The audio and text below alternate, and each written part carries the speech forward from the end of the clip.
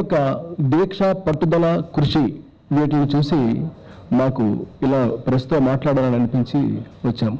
ఎందుకనంటే ఆంధ్రప్రదేశ్లో ఇవాళ ఎలక్షన్స్ హోరు చాలా ఎక్కువగా ఉంది. ఎవరు వస్తారు, ఎలా వస్తారు, ఇవన్నీ కూడా ఎన్నో ప్రశ్నలు ఉన్నాయి. ఈ ప్రశ్నల మధ్యలో ఒక వ్యక్తి యొక్క శక్తిని మేము చూసినప్పుడు ఆ విషయం మీతో పంచుకోవడం అవసరమని మాకు అనిపించింది. ఉన్న పరిస్థితుల్లో ఆ అవసరం ఏంటో తెలియజేయడం అవసరాన్ని ఫీల్ అయ్యి మేము ఇలా మీ ముందుకు రావడం జరిగింది. మేము పాదయాత్రలో ఆయన్ని చూసినప్పుడు జగన్ గారిని, ఆయన యొక్క పట్టుదల ఏ స్టేజ్కి ఉంది అని అంటే, ఇప్పుడు 4.5 years నుంచి మొదలుపెట్టాడు ఆయన. 3642 కిలోమీటర్లు ఒక మనిషి దేనికోసం తిరిగాడు?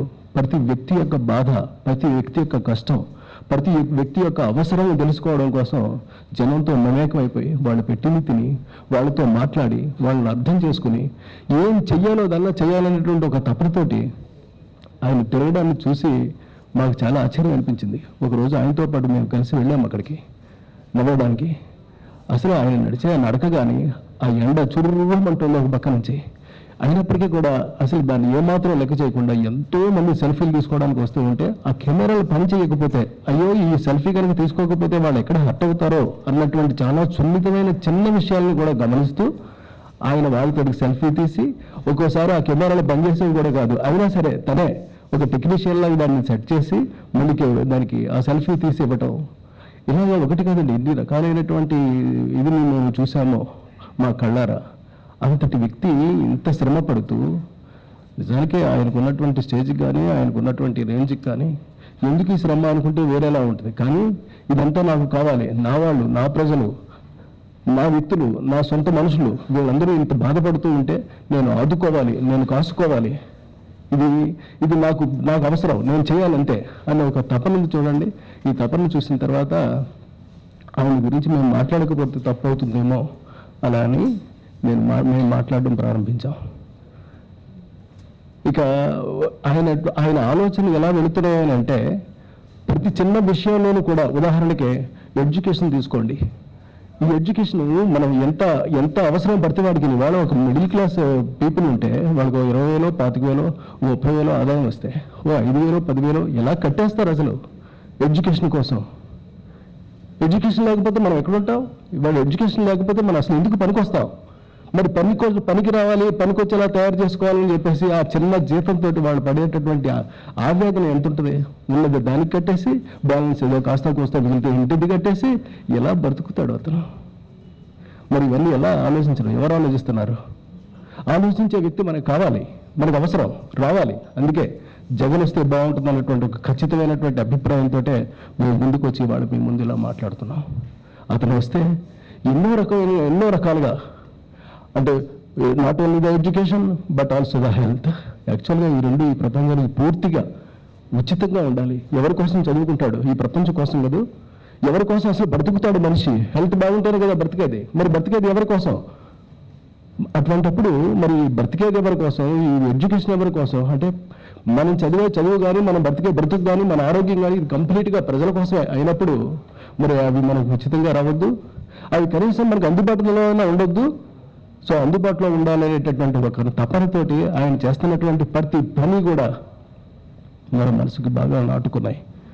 ఆయన చేస్తున్నటువంటి ప్రతి అంశము కూడా మమ్మల్ని రేకెత్తించాయి. అరే ఇతను ఇంత బాగా ఆలోచిస్తున్నాడే ప్రజల కోసం. వాళ్ళ నాన్నగారు ఎలా ఆలోచించేవారు ఎగ్జాక్ట్గా అలాగే అదే పద్ధతిలో అదే రూట్లో ఈయన ఆలోచిస్తూ ఉన్నప్పుడు మాకు ఏమనిపించేదని ప్రతిసారి ప్రతి విషయంలోనూ కూడా ఆయన ఆర్ద్రత, ఆయన యొక్క కమిట్మెంట్ చూస్తున్నప్పుడు సైలెంట్గా ఉండడం కరెక్ట్ కాదు. Yes, it is better, we have to talk. అందుకే ఇలా మీ ముందుకు రావడం జరిగింది. తర్వాత ఎలాంటి సిట్యువేషన్లో అయినప్పటికీ కూడా ఆయన స్పందన ఒకేలా వెళుతుంది. నేను అది ఒకటి అబ్జర్వ్ చేశాను. సున్నితంగా ఎక్కడ ఎలాంటి కాంట్రవర్సీ లేకుండా, ఎలాంటి ఇబ్బందికరమైనటువంటి పరిస్థితులు ఎదురవ్వకుండా తనకు తాను చూసుకుంటూ, తన పరిస్థితులను సరిదిద్దుకుంటూ తాను వెళ్ళే విధానం ఉంది చూడండి, ఇది నాకు చాలా బాగా నచ్చింది ఆయన దగ్గర. ఎక్కడ ఏం జరిగితే, ఎలాంటి కొట్లాటలు జరుగుతాయో, ఒకవేళ ఎలాంటి ఒక మాట మనం బయటకు వదిలేస్తే అది ఎలాంటి ఇబ్బందులు గురి చేస్తాయి అన్నటువంటి భావన ప్రజల పట్ల శ్రేయస్సు ఆలోచించేవాడు తప్ప మిగతా వాళ్ళు చేయలేరు ఆ పని. అతను ప్రజల శ్రేయస్సు ఆలోచిస్తున్నాడు కాబట్టి అంత చక్కగా ఆలోచించగలిగాడు, అంత చక్కగా తీసుకెళ్ళగలిగాడు, అంత చక్కగా అతను మమేకమైపోగలిగాడు. కాబట్టి రేపు రాబోయే రోజుల్లో అంత చక్కగా మనం ఏవైతే కోరుకుంటున్నామో మన కోరికలు మొత్తం, మన ఆశలు, మన మన మన ఆర్ద్రతలు, మన బాధలు, మన కష్టాలు ఇవన్నీ కూడా అతను ఆదుకుని దాన్ని ఎలా చేయాలో, ఏ పద్ధతిలో చేస్తే మనకి ఇవన్నీ కూడా మనకి అనుకూలంగా తయారవుతాయో ఆ పద్ధతిలో చేయడం కోసం అతను కంకణం కట్టుకుని కసిగా తిరుగుతున్నాడు ఇవాళ మనిషి. I like that man. I like that attitude. I like that behavior. I like that spirit. ఆ ఏజ్లో is the man with the spirit. అసలు మనిషికి అలసట లేదా అనిపిస్తూ ఉంటుంది చూస్తూ ఉంటేనే. అసలు ఎండను తట్టుకోవడం ఎవరి వల్ల అవుతుంది? గంట సేపు తిరిగితే చాలు మనకి చెమటలు పట్టేస్తే ఇంకో గంట అయితే సమస్యలు పడిపోయే పరిస్థితుల్లో ఆ ఎండలో ఉదయం మొదలు పెడితే రాత్రి వరకు ఇన్ని వేల కిలోమీటర్లు తిరగడం దేనికి? ఎస్, అవసరం. తనకు కాదు, తన ప్రజలకే. కేవలం తన ఒక్కడి కోసం కాదు, తనను నమ్ముకున్నటువంటి ప్రజలకి ఇది అవసరం. కాబట్టి ఆ అవసరాన్ని గుర్తించి ఆ అవసరం వైపు ఆలోచించి ఏం చేస్తే బాగుంటుంది అనేటటువంటి ఒక బిగ్గెస్ట్ ఒక భగవద్గీత లాంటి దాన్ని తయారు చేసుకోవడం కోసం ప్రజల మధ్య తిరుగుతూ ఎన్ని పుస్తకాలు రాసేసుకుని ఉంటాడో అతను, ఎన్ని అభిప్రాయాలకు వచ్చే ఇవాళ నవరత్నాలలో ఒక అందమైన పదంతో ఒక అద్భుతమైనటువంటి రీతిలో మన అందరికీ కొన్ని పాలసీస్, ఇది కేవలం చెప్తున్నటువంటి పాలసీస్ రేపొద్దునకి ఎన్ని చేస్తాడో. ఈ వ్యక్తులకి, ఈ కుటుంబానికి ఒక లక్షణం ఉంటుంది, మాట ఇస్తే నడం తిప్పరు, మాట ఇస్తే వెనకాడరు, ఈ చెయ్యగలిగింది మాత్రమే చెప్తారు. That's what I have seen a great people. ఇలాంటి వాళ్ళు రేపు పొద్దున రావాలి, ఇలాంటి వ్యక్తి మనకి కావాలి. ఇలాంటి వ్యక్తి రేపు వస్తే సమాజం బాగుపడుతుంది, చదువుకునే పిల్లలు బాగుపడతారు, అనారోగ్యంతో బాధపడే చిన్నోళ్ళు, పెద్దోళ్ళు, వాళ్ళు, వీళ్ళు, everybody will be happy in the future. So we are expecting future should be great. We are expecting our future should be one of the greatest thing in the future, in the coming days. అలా కావాలి అనుకున్నట్టయితే ఇటువంటి వ్యక్తి, ఇటువంటి శక్తి మనకి అండగా తోడుగా ఉంటే ఖచ్చితంగా చేరగలుగుతాము. 50 ఏళ్ల రేపటి భవిష్యత్తుని రేపు రాబోయే 5 ఏళ్లలోనే మనం చూడగలుగుతాము. ఇది నా నమ్మకం. ఇలా చెప్పుకుంటూ వెళితే ఆవేశంతో చాలా చెప్పుకోవాల్సి వస్తుంది. ఎందుకంటే జగన్తో ఒకసారి నేను ప్రయాణం చేస్తున్నప్పుడు ఆయన ఇప్పుడు చెప్పొచ్చో అంటే ఆయనకేమో ఇలాంటివి చెప్పుకోవడం ఇష్టం ఉండదు, కానీ నేను చూసి వృజ్యంగా నుండి లోతుల్లోకి ఫీల్ అయ్యి చెప్తున్నాను. నేను నడిచి వెళుతూ ఉంటే ఎక్కడో ఒక పక్కన కుర్చీలో ఒక లేడీ ఉంది, ఆ చుట్టూ 10 మంది లేడీస్ ఉన్నారు. ఆవిడ ఏదో ఒక బాధలో ఉందని మాత్రం అర్థమైంది. అన్న అన్న అన్న అని పిలవగానే ఆగిపోయాడు. ఆయన ఆగిపోయి దగ్గరికి వెళ్ళి ఏంటమ్మా ఏంటి అని అంటే వాళ్ళు ఏదో చెప్పారు, ఇలాంటి కష్టంలో ఉన్నాం, ఇలాంటి బాధలో ఉన్నారు. ఇమ్మీడియట్గా తన అసిస్టెంట్ని పిలిచి, చూడు within few hours she will be set all right.